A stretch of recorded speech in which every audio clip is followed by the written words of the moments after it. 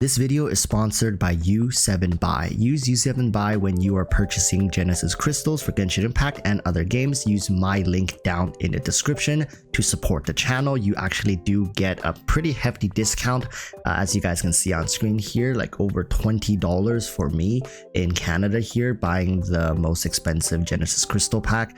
And if you have enjoyed my content and are buying gems for Genshin Impact, make sure to use my link so you can get not only a discount but also show some love and support here on the channel. Personally, for me, I never had to wait more than a couple minutes for my order to arrive, so just give that buffer time and be patient for your order. Thank you so much to U7Buy for sponsoring the video, and let's get into the content. Sup everyone, welcome back to another video. We are here with the wonderful chat once again, and today's topic is going to be Genshin Impact versus Honkai Star Rail. All right, so for people who are on the fence or who are playing Honkai Star Rail, maybe not necessarily Genshin, or playing Genshin and doesn't feel like they want to give Honkai Star Rail a chance, this video is not supposed to say one is superior to the other. However, I do know that you guys really hate it when people are wishy-washy kind of in the middle. So yes, I will give you guys a definitive answer, and actually I won't even make you guys wait to the end of the video. Right now, in terms of systems and setting everything up structurally, Honkai Star Rail just feels like a better game, right? It's more free to play friendly in my opinion. There's great curve of difficulty. It's difficult enough to feel like you need to really try hard and work hard to achieve something, but at the same time, the process to get there doesn't feel as tedious. Now, this can range from farming for relics, which is the equivalent of artifacts. This could also be in the form of building up characters and how the elements in the game works, but overall, it even has things to do with whaling in the game. That's right, I'm talking about like maybe the weapon banner. If you guys are unfamiliar with, they took a lot of good things from Genshin Impact, which is the weapons banner system. It has a 75-25 chance, right, for example, and in Honkai Star Rail, you don't have an additional 50-50, you have to win. So all these things accumulated together has made Honkai Star Rail feel like an overall better game. So if that's all you wanted to hear, there it is, right? Make sure to like, subscribe, doing you guys a real solid. Don't want to make you guys sit through the whole video, but if you want a more detailed description, like comparing maybe even characters, constellations, just general quality of life stuff, there's a ton more we can talk about in terms of the differences between these two games. Okay, and I want you guys to understand that I have no hate for Genshin. Just because it's a slower patch right now and I'm making more Honkai Star Rail video doesn't mean that the game is dying or whatever. It's most likely just HoYoverse making it this way so that people play Honkai Star Rail. And we'll talk as well towards the end a little bit about the business implications for HoYoverse, as to whether or not it really hurts them to promote Honkai Star Rail this much, or they're just kind of siphoning players away from Genshin Impact. But let's just get started, right? Let's talk about the early game. When you first start the game, both games kind of draw you in immediately. They have a great start, a great hook to their story. But the biggest difference here, as we're talking about lore, to me is that Honkai Star Rail has less fluff. What does that mean? It means like, it feels like they're much more centered on the story. And even when you're doing side quests, it doesn't feel like it's too far-fetched. Right now, I may be biased, but I don't know. I'm in the honeymoon phase, so if you guys disagree with me, feel free to comment down in the comments, right? But right now, I feel like the story has been much more streamlined. Side quests don't feel as tedious, and the world, even though feels like the dev team is trying not as hard to make it feel populated, it somehow feels more populated. The contents of the game doesn't feel forced, and another really addition welcome is that they made puzzles less stressful and tedious to complete. What do I mean by that? If you guys aren't aware, there are entire YouTube categories dedicated to solving very tedious and borderline annoying Genshin puzzles, and those videos have like hundreds of thousands of views, meaning that for the vast majority of Genshin's player base, they are not even interacting with these puzzles and trying to solve them. What they do is they run into a puzzle, they go online, find a solution, they come back and solve it. Now, from a game design point, that's not how you want your player base to interact with the puzzles. So the problem with Genshin's puzzles is that at times they can feel a little too well constructed, right, on HoYoverse's end. It's too tedious, too difficult And for the vast majority of us, there's mechanics to these puzzles that if you didn't read the bodies of text explaining it, right, which some of you guys might be like, oh, if you're playing a game, why wouldn't you, like, but understand, most people play this game semi-casually, right? So obviously if they miss a couple lines of text as to the mechanics of the puzzle and the puzzle is not as straightforward, you're gonna struggle. Like, you're going to get frustrated, and once you reach that breaking point, you'd much rather just find the solution and get it over with so you can move on. And that's like a threshold of difficulty that Hoyoverse has not been able to really figure out with Genshin. With Honkai Star Rail, none of those issues. Puzzles feel much more, well, I guess in layman's terms, dumbed down for everyone. Like, you can turn your brain kind of off and you can play the game and the puzzles would still be completed relatively easily. It's a very welcome addition because in this way we actually feel more immersed into the game, because believe it or not, alt tabbing if you're on your PC into a YouTube video and then finding a guide, then coming back and watching the guide come, it actually takes you out of the game. So I found myself enjoying much longer play durations of Honkai Star Rail than I do with Genshin Impact, just because I don't get as fatigued. Now, on top of that, we have to talk about the summon systems, right? The summon system has been incredible in this game. Now, yes, the limited character banner is the same essentially, but when it comes to the weapon banner, this is like something that is just opening a whole new door of possibilities. Because get this, Hoyoverse at every opportunity could have just kept the same systems for Genshin Impact and Honkai Star Rail. So if you don't play Genshin Impact, this is what the system in Genshin Impact is. So let's say if I go in here, look at the weapons, right? We have 2 weapons instead of 1. We got this bow and we got this amulet here. Thing with this is that you have a 75-25% chance to get one of these 2 weapons, and they're 50-50, meaning that even if you proc the chance to get a rate up weapon, it's one of these 2 weapons. And the insanely frustrating thing about Genshin Impact's weapon system is that there's too much luck involved. There's too many ways you can get screwed over. You literally, as even a small or mid spender, have to wait for the perfect weapon banner where you have a strong desire for both of these weapons and you don't mind either or. That's when people can really summon. Like, normal weapon banners are reserved for like whales who are okay dumping $500-600 per patch, and that's just not the case for Honkai Star Rail. But understand this, at every turn, Hoyoverse could have copy and pasted this exact weapon banner system into Honkai Star Rail and nobody would have said anything. People would say, oh, that's the thing from Genshin, right? Okay, we get it. Cool, understandable, we'll move on. But they made the decision to keep the 75-25 percentage rate and also not force you to have to win an additional 50-50 after that.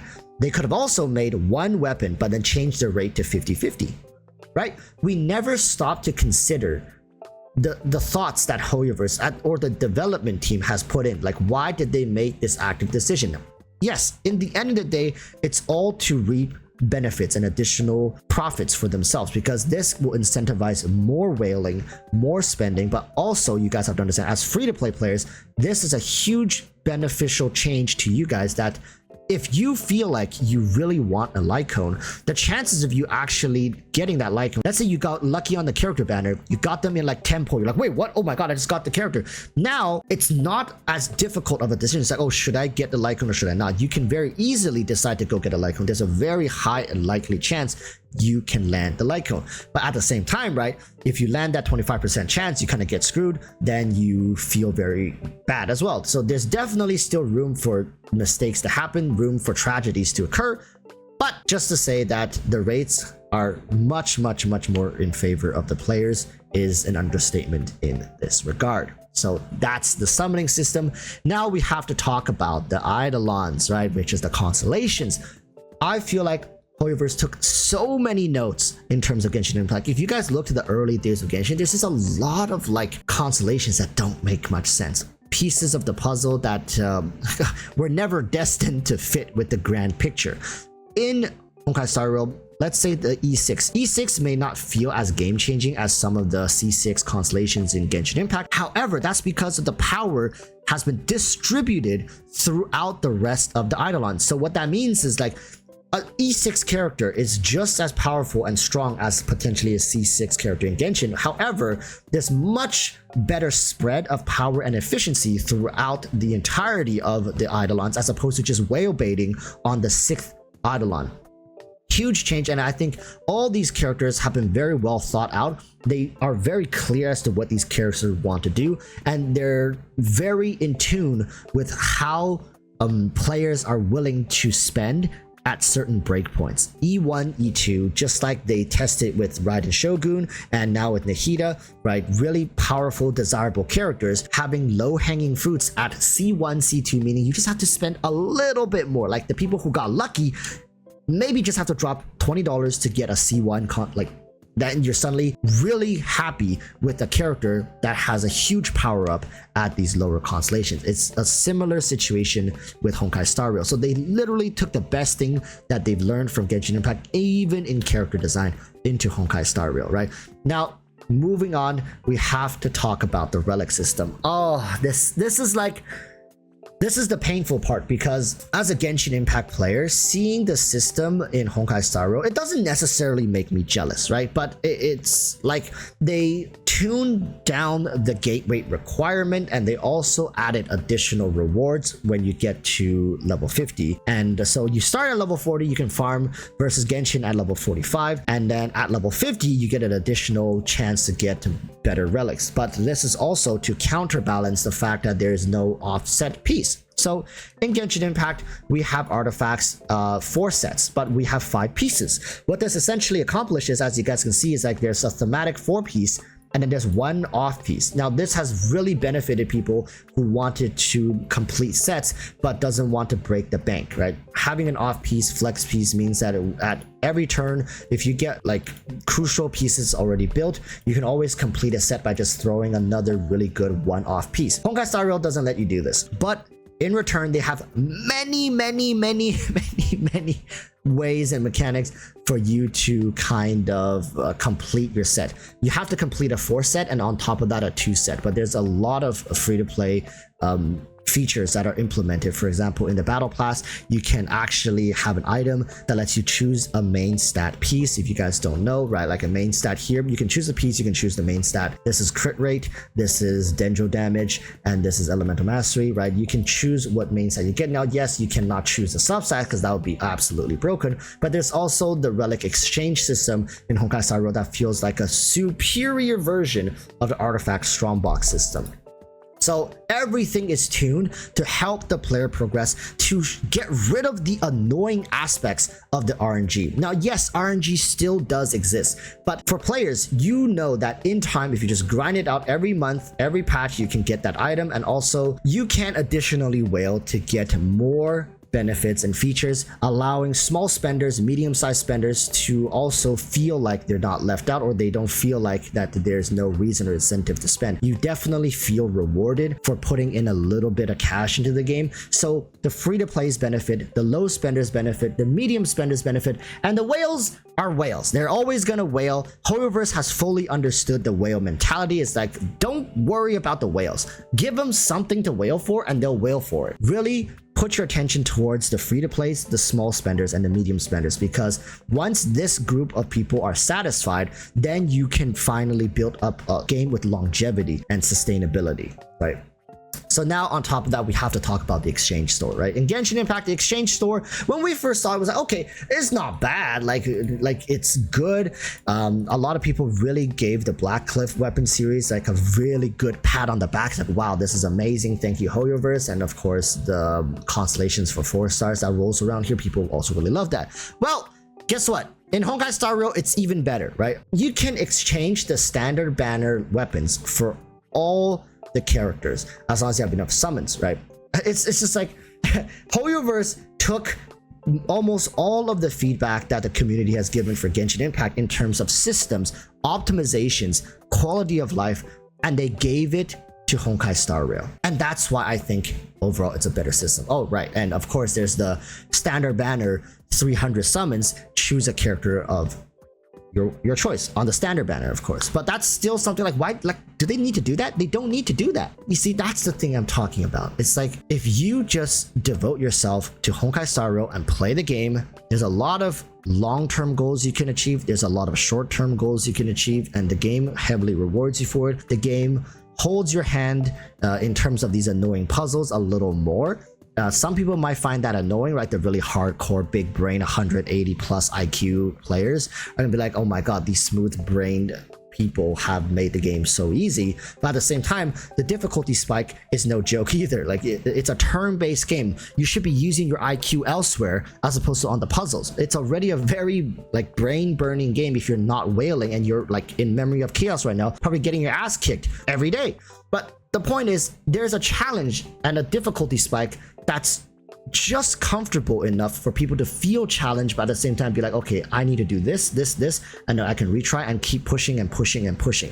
So walls don't feel as annoying. It feels like, okay, I've arrived at this challenge and now I have to overcome it. Whereas in Genshin Impact, just getting to that wall already felt a little frustrating. And over the many years of playing this game, the puzzles, it was the worst in my opinion in Inazuma. Sumeru has gotten a little bit better, but the puzzles definitely still challenges you a little too much for most players' liking. And don't deny it, because the fact that Honkai Star Rail don't have people watching like videos to solve puzzles, because those puzzles, like, nobody's really gonna be struggling with those. Okay, obviously some are, but the vast majority of people are not gonna really struggle with those puzzles, right? Like in the space stations, you had those like tiles that you have to walk on, and you can only walk on once to complete it. And then in the Shenzhou, you had the lines that you had to alter, right? You had the thing that they showed, and you gotta like alter the lines to make it fit the symbol. And then there's also the cube that you had to turn to make sure the faces match the thing.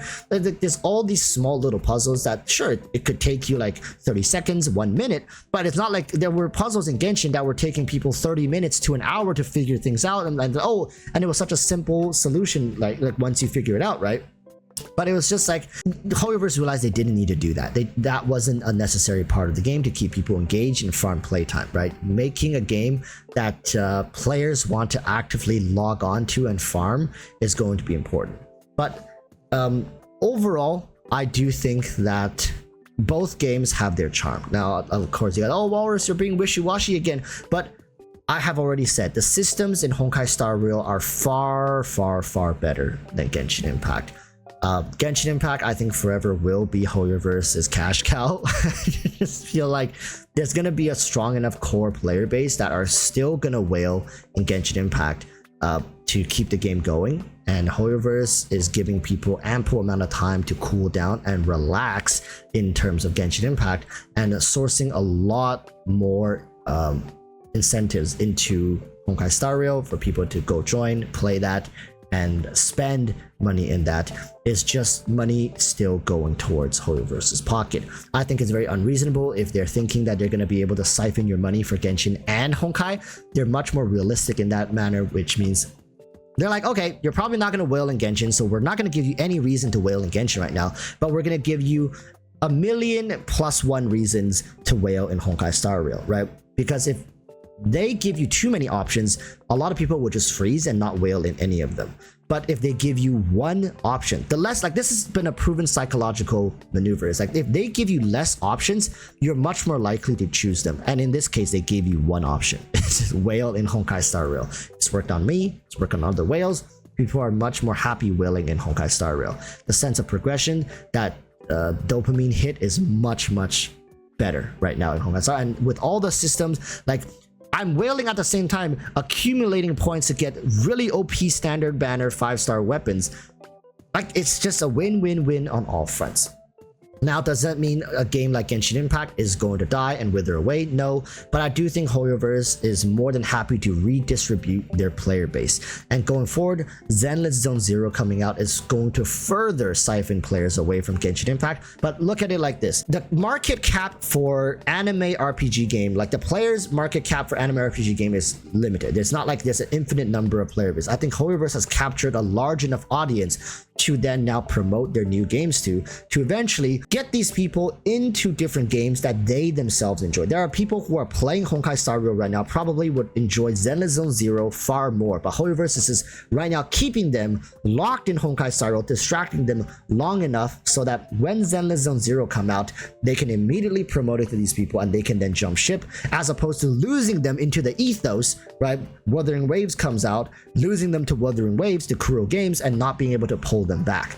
So this is all part of like the transition phase for HoYoverse to be going from just Genshin Impact, Honkai Impact 3rd to now Honkai Star Rail, eventually Zenless Zone Zero, and who knows, in the future they might even make an MMORPG, they might even make different genres of games. Look, they're hitting all the right marks in different genres to capture players that they've already ensnared within Genshin Impact. That's all I gotta say. I'm definitely still gonna be playing Genshin Impact. However, I've definitely moved funds over from Genshin to Honkai Star Rail as well. I just feel like right now spending in Honkai versus spending in Genshin feels much better spending in Honkai. There's a lot more incentives, right? And I'm sure a lot of you guys feel the same way as well. But that's gonna be it for me. Thank you guys so much for watching. I've taken enough of your time. Thank you again, chat, for sticking around. I hope you guys have been lucky on the summons and stuff. Check out U7Buy as the channel sponsorship, and I'll see you guys in the next one. Till then, urge you all to stay safe. Peace. Bye bye.